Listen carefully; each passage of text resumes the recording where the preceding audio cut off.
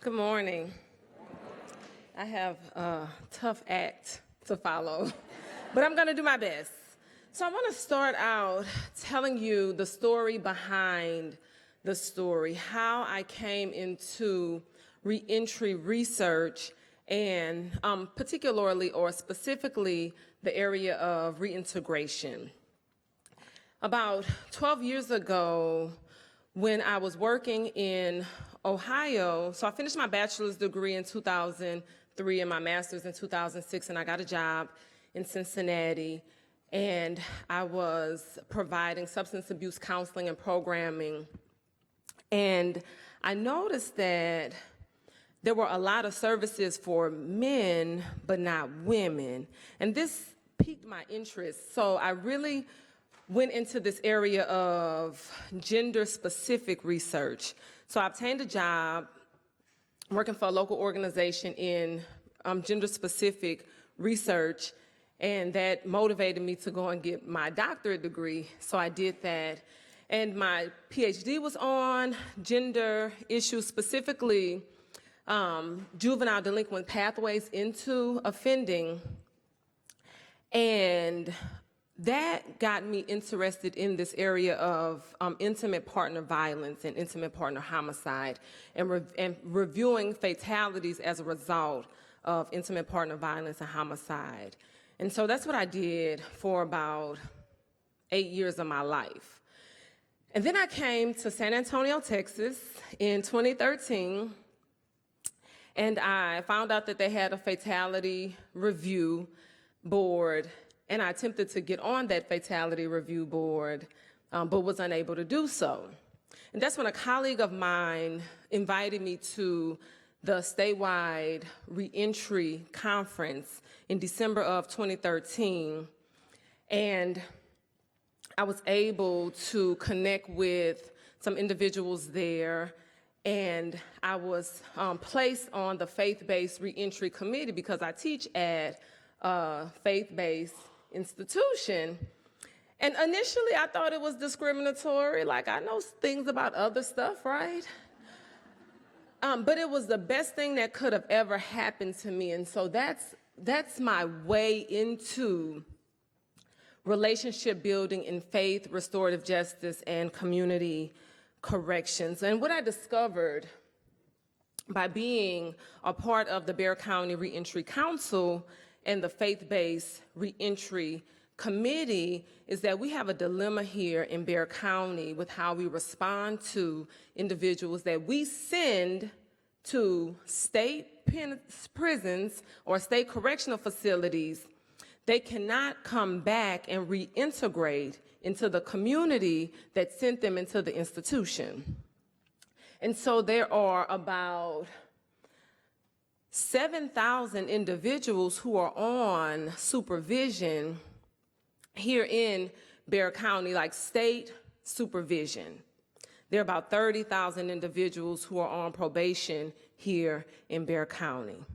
And the reason why, friends, is because the state's requirements for individuals to be supervised, what they will pay supervising authority for supervising these individuals is inconsistent with the city ordinance or requirement for the staff to individual ratio. So the ratios that the state will pay for is 1 to 100 and 1 to 60. And San Antonio says we need you to have a 1 to 30 ratio during sleeping hours and during awake hours, program hours. And program, folks, is like substance abuse treatment, mental health treatment. The staff to inmate or offender ratio needs to be 1 to 8, which no organization can thrive with if you're going to pay my staff in this organization for 1 to 100 during sleeping hours and 1 to 60 during awake hours.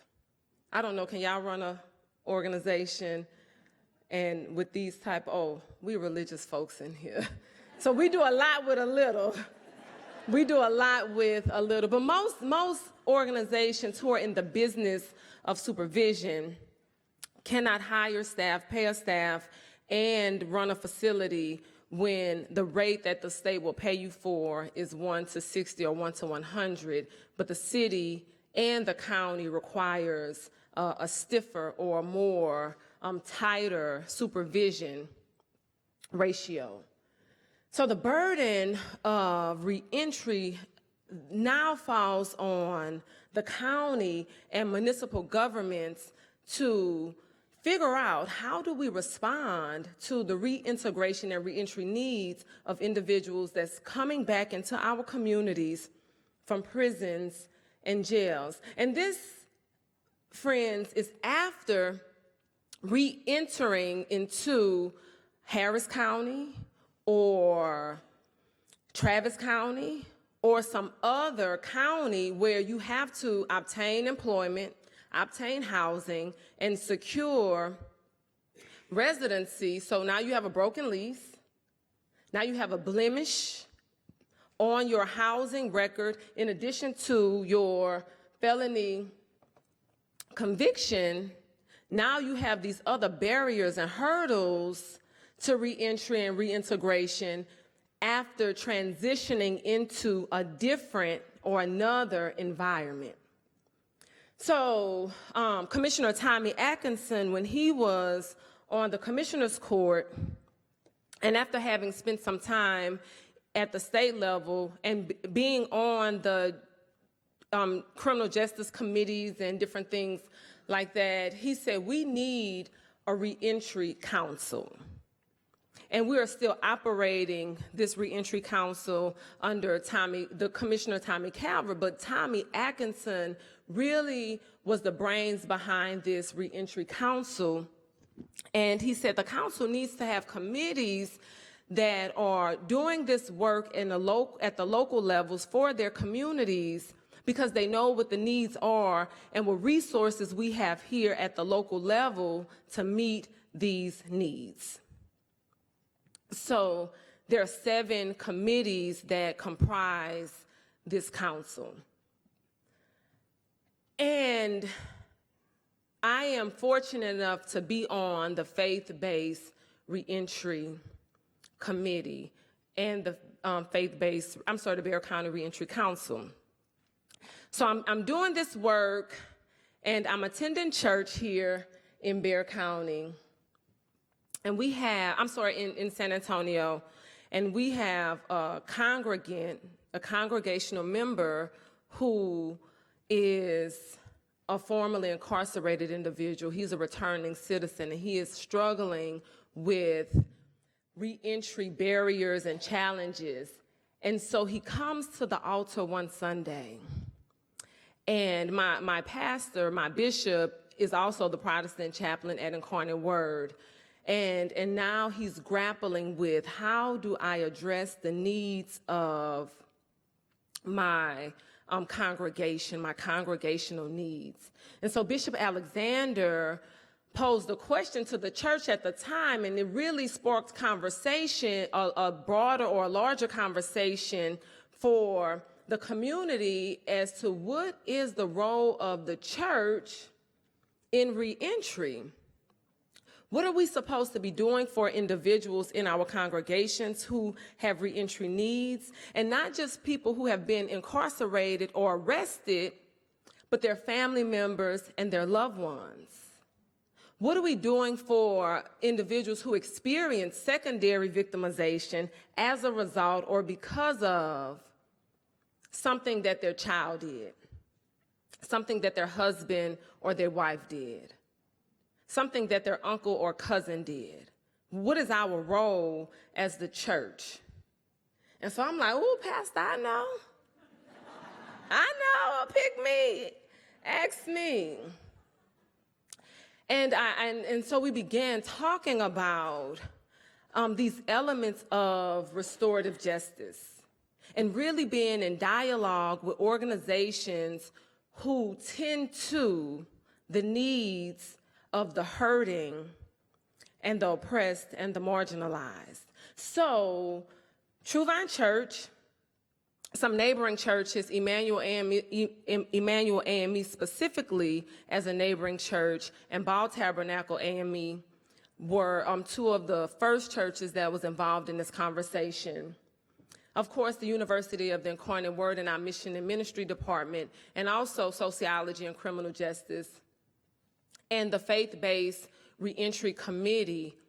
So we have Ministry of the Third Cross here, and they were involved in the conversation of what do we do to meet the spiritual needs and the material needs of individuals in our communities. And so this conversation, this dialogue evolved into something bigger. And so the collaborative really became a project, a 3-year-long project. And it's the Nehemiah, it was coined or termed the Nehemiah Reentry Project. And instead of rebuilding walls like Nehemiah did, we were and still are rebuilding lives. And so that's the significance of the Nehemiah Reentry Project. But again, the question that was posed was, what is the role of the church in reentry? And we had to break this idea of church down to not a physical church or a tabernacle, but a spiritual or a metaphorical church. And then what about other faith communities? What about the Muslim community or the Jewish communities who don't necessarily worship in churches? And so we shared the idea of a Christian church and really began to look at a global church or a more holistic approach to church and faith. So, and then we started to look at what are the principles or the cornerposts of restorative justice. Of course, the invitation, you need to invite individuals into conversation or into a space where we can unpack some of these issues. And so invitation was important in figuring out what's the role of the church. What are the role and the needs of the individuals who are in our congregations and our institutions? And then the encounter and what's going to happen once these individuals come to this place or this space that we invite them to. What are we going to do? Well, we got to feed them. Because when you break bread, the process of breaking bread, it is something moving and something that allows individuals to let their guards down and to really be authentically them. So this idea or this notion of an encounter where we can talk about what are your reentry needs and what services do we have that can provide your needs or address those particular needs. And then this idea of amends. This idea of a harm has taken place, right? And so what we were envisioning or encountering we were the offenders in this case. We were the individuals who were providing a space as a religious or a faith institution and not really addressing the harms or the needs of the people that we're supposed to be servicing. And if it's not that individual, then it's their mother, their father, their sister, their brother, or their cousin. And we're not meeting their needs either because they have family members who are still in need. And so it was really this idea about how do we make amends? How do we change our behavior? Or at least acknowledge what's going on in a meaningful way that we can begin incorporating some elements or some components of change. And in making amends, allowing the returning citizens a space or a place to be generous, right? This idea of generosity as a component of amends was essential. But is essential to building faith, to building community, and to restorative justice. And so how are we allowing or promoting a place or a space for individuals to really display the behaviors or the tools that they learned when they were in institutions, or that they're learning through attending our religious organizations, our faith-based institutions. And so allowing amends as a part of this project and being generous in that amends process. And then last but not least, this notion or idea of reintegration as a corner post, as a pillar of restorative justice. And not just a reentry meeting material needs, but reintegrating individuals back into society as contributing productive members of society in ways that they do not know and have not displayed previously. And so how do we do that? We did that by asking them. We did that by asking them, what are your needs? What is it that you need? Because we know what the literature says that you need. But what is it that you really need? And what is it that we have that we can meet or address your needs? And so we had this survey that asked questions of these individuals.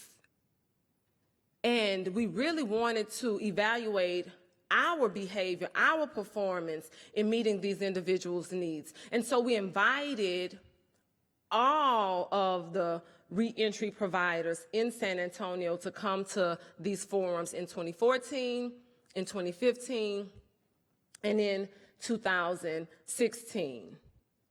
And when we were thinking about this element or this component of reintegration, it wasn't just the material and the physical assistance, it was the spiritual growth as well.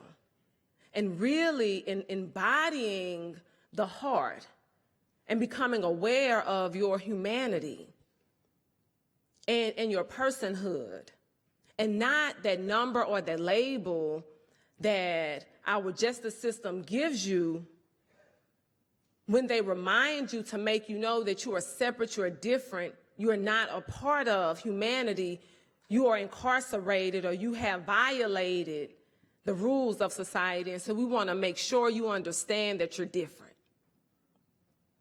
And so how do we bring individuals back into their humanity, their wholeness, their personhood, their dignity, that you are worth this, their morality?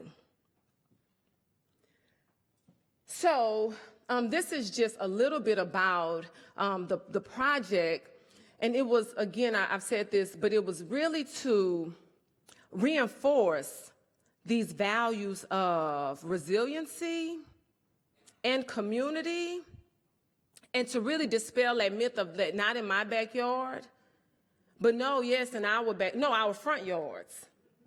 We're inviting you in, right? We want you to know that we're welcoming you into this space. And we're not asking you, and it wasn't that like the parole didn't do it, probation didn't do it. The faith community did it. I mean, under my guidance and my direction, right? But I just provided the venue. But they agreed to the invitation. And I think when you get these packets, when individuals are attending this new parolee orientation and you get this packet of these are the places you need to go and the things you need to do, or when the first day you go and see your probation officer and you have this checklist, right? And all of these things you need to do, it gets overwhelming. And nobody ever really invites us into a space that says we'll bring all of these resources together or providers for you in one space so that you can have conversations about what it is that you need to be successful in reentry and to really begin this reintegration process. So that's what this project did. And there were many, and so it was different than other faith-based reentry initiatives because this was multiple faiths, not just one faith, not just Christianity, not just Islam, but we had Jews too that was a part of this. Temple Bethel was a part of this. And so this is just the PhD in me, right? The formula of it, and it was research. It didn't start as research, but it evolved into research. And so we utilized a survey to assess the youthfulness of faith-based communities in reentry, especially in a city that doesn't have state-funded halfway houses, but in a city that sends thousands of individuals to prisons and jails. And now you have to navigate this reentry or this transition from an institution back into community in a foreign environment. And so what are we doing here locally? What are we doing here locally, and how are we doing it? And so we had several organizations that participated. We had 18 community and nonprofit organizations, and Ministry of the Third Cross, which is here, they were part of this. Chrysalis Ministries came out. At San Antonio Fighting Back, they do reentry and recovery services. Theo Together Helping Everyone was an organization that participated. GRIP, Gang Rehabilitation in Progress. Home Intervention Services, the Game Changer, the Absent Father Program. We had several community and nonprofit organizations. We had 2 advocacy groups. We had the NAACP that was there and LULAC that was there. We had 11 religious organizations. We had, and of course, True Vine Church, Greater Ball Tabernacle, I said them, Emmanuel AME was a church, Bethel International, the Nation of Islam was an Islamic group, and then Masjid Bilal Ibn Rabah, which is another Muslim serving institution, and Temple Bethel were a part of this project. We had 3 organizing groups. We had COPS Metro Alliance was there.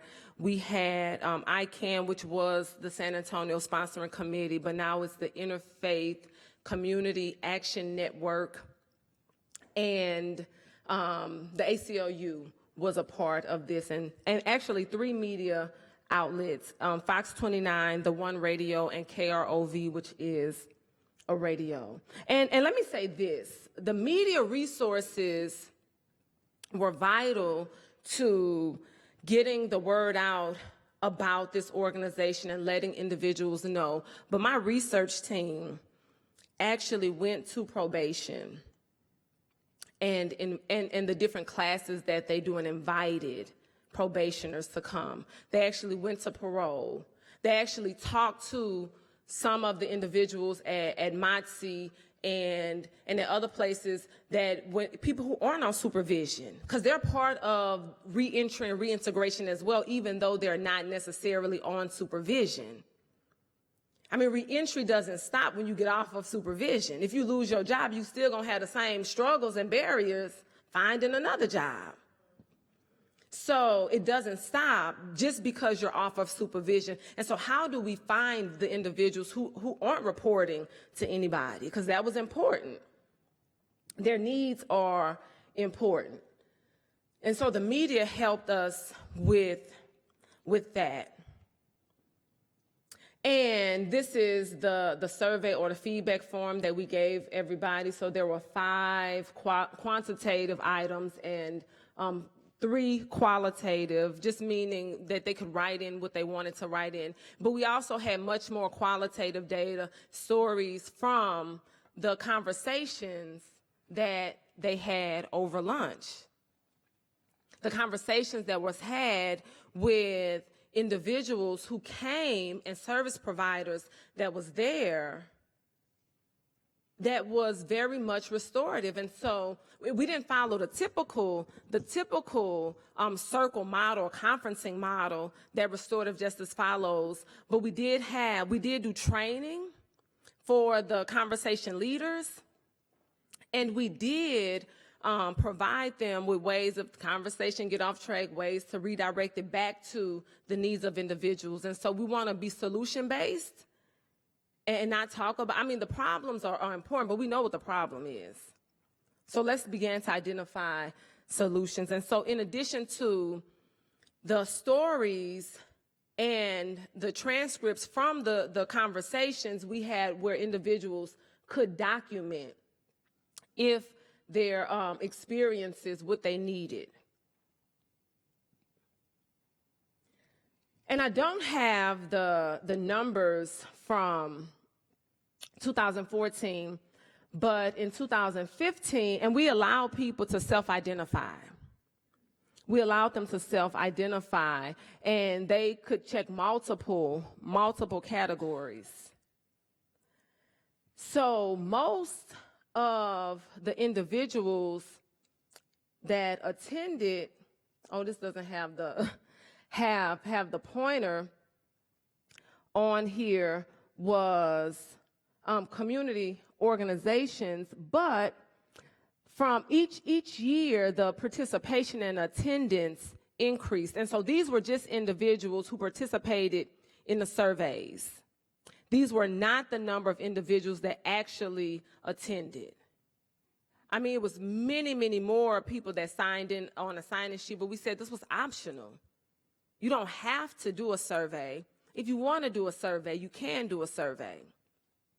But this was optional, and so they could self-identify whether they were formerly incarcerated or a family member of someone that was formerly incarcerated or a child of an incarcerated individual or formerly incarcerated person, or just a community member.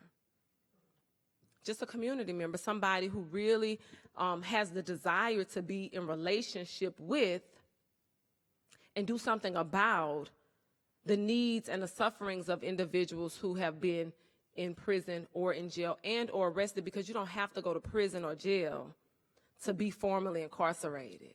An arrest will get you this formerly incarcerated label. And this exile to a different area or status in society.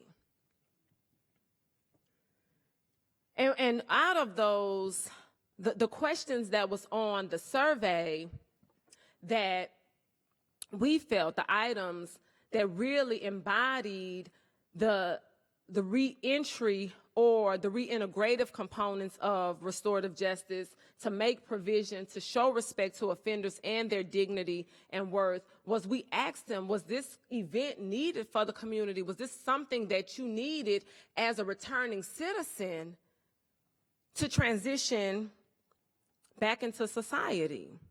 And they answered yes, no, and how important they thought it was. And if they thought the program was well structured and inspirational. And I forgot, I left out the most important part. The most important part of the program, of the forum, was we had individuals who are making it in reentry and reintegration tell their stories of how they are making it.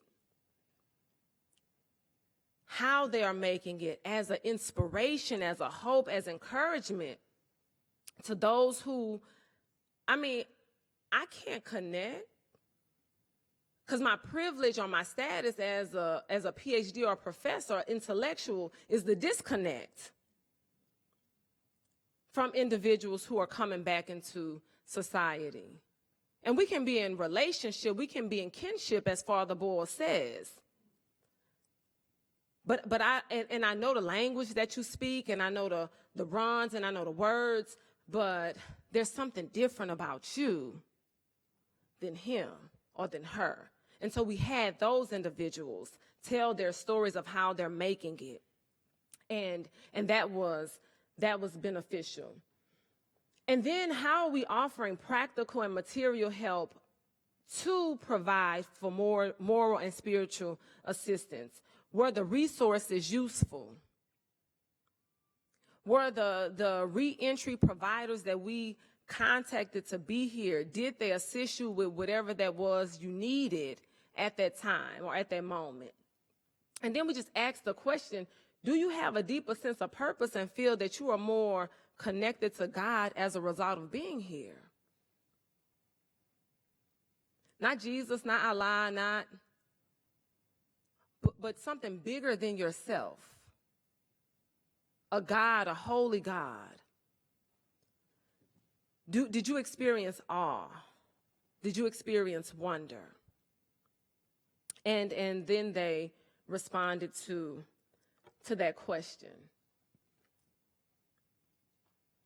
Oh, let me go back.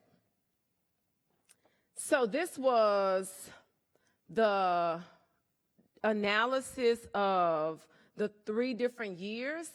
And each year, the number of participants that completed the survey increased.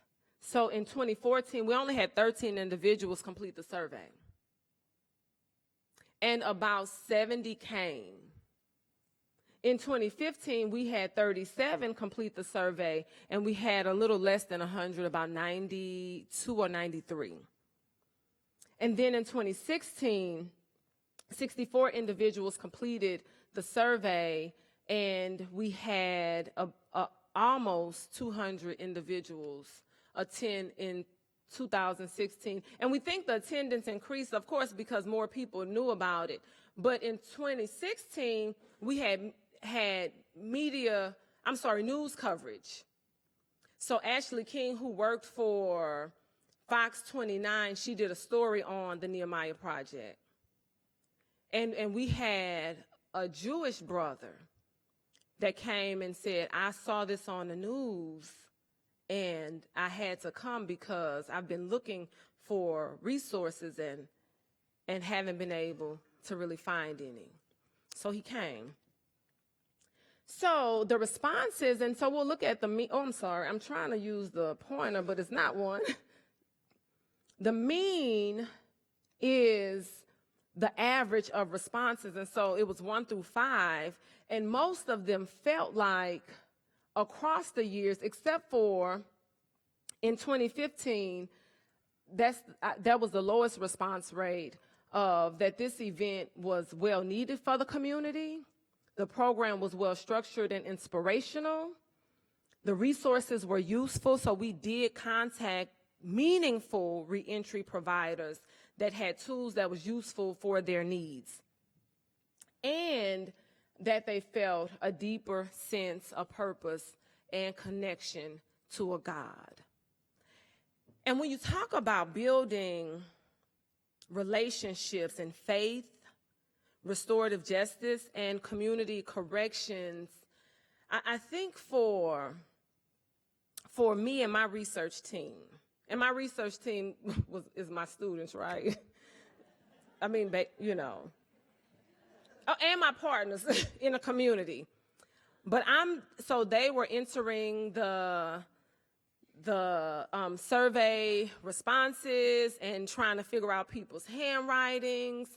And they were coming to me and they were saying that this person said that for a long time they thought their child was lazy and just didn't want to do anything differently until they had a conversation with someone else and they found out that the expectations that I have for my son is different from the expectations that he has for himself. And so this parent had a deeper understanding of the struggles that her son is going through. It's not that he's lazy. It's that he's lonely. And because you expect for him to do this and he can't meet these expectations, there's a wedge that's drawn between you two. And so for her to say that and write that down and document that, my students was like, this is significant. And a lot of my students are conservative. A lot of them believe in retribution and punishment.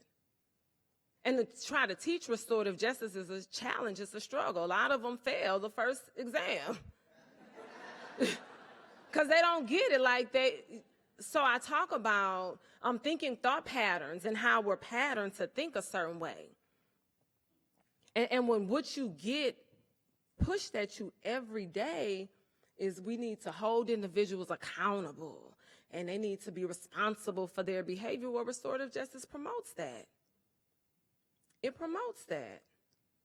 It promotes reconciling the harm that has been done. And so for this family, this event did just that. It created a space or some understanding for this mother who didn't previously have understanding for her son who had this cycle of going in and out of jail. That no, he's not lazy. It's a struggle. And he's lonely. And so Vanier, I'm reading a book by John Vanier, Becoming Human. And Vanier talks about the primary source of the reason what keeps us out of our humanity is loneliness. And he speaks about community versus rigid order. And so society wants rigid order. But people fundamentally want community. And that's important. That is important. I'm not going to, I thought I took this out. But for some reason it's still in here. And this is just a comparison, the average of the difference means between the 3 years. And so I won't bore you with that. And even though this was a great study, a great project, a phenomenal endeavor, it's not without limitations. And so we did not account for the differences between gender or race in building community, in building faith, in building restorative justice for individuals who navigate their way through community corrections. And so we didn't have an item that asked them about their gender or their race or even their age for that matter. And the analysis is limited. We did an ANOVA analysis of means of difference. So what's next? I think this is the exciting part as I come to a close here. What's next is I'm still getting phone calls from individuals that calls my office at the University of the Incarnate Word and asks to speak to the director of the Nehemiah Reentry Project. And I said, well, when I find her, I'll let her know you called, right? I'm not a service provider. I'm an academic. I mean, I help them, right? I don't turn them away. But we need a service provider. We need someone that can continue this work. True Vine Church started it, and UIW started the work, but we don't own the work. And so we need a provider that can host these type of events on a somewhat regular basis. So we said biannually, quarterly, monthly perhaps. We need this to become larger than a project, to become a program, to become a thing and not an idea that is used to, because we know what the needs are. And the number one need I'll share with you was that people returning said we need support. We don't need spiritual assistance. We don't need physical or practical assistance. We just need support. We just need somebody to believe in us and support us and allow us the space, allow us a place to make good on what we learned when we was away. And we don't have that because you got to do X, Y, Z, A, B, C in that order. And there's not a space or a place that allows you to make right, make good on the tools that you acquired in treatment, in therapy, in an institution, in church. I mean, the church don't even provide you with that space or that place. And so we need that. We need to continue to increase knowledge and awareness of reentry and reintegration needs.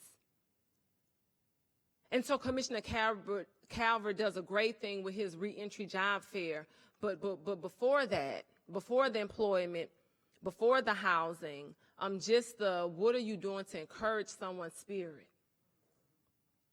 Oh, it's going to be okay. You're going to make it this time. And if you don't make it, there's always next time. And I think that that's important. And also build skills and change attitudes and beliefs.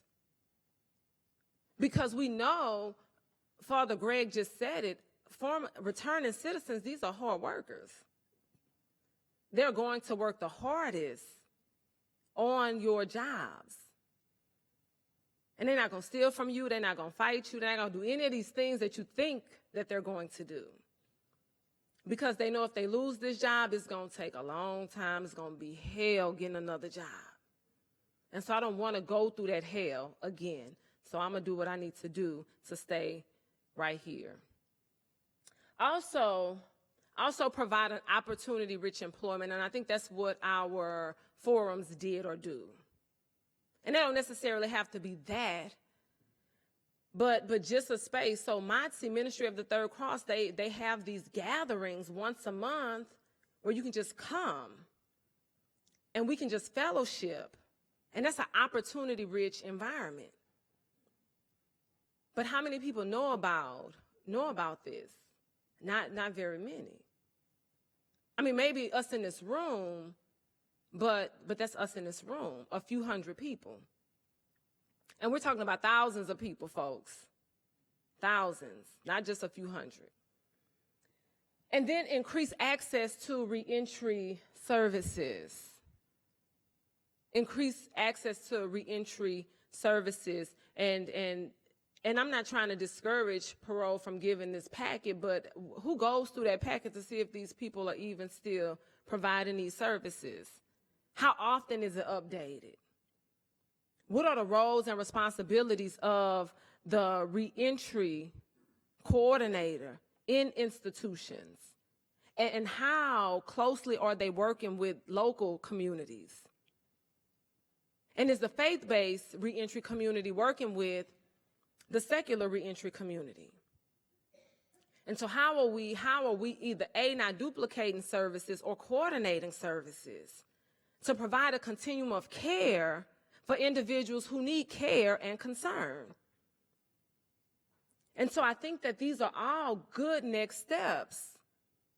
And where you can provide or address one of these next steps will be greatly appreciated. Thank you.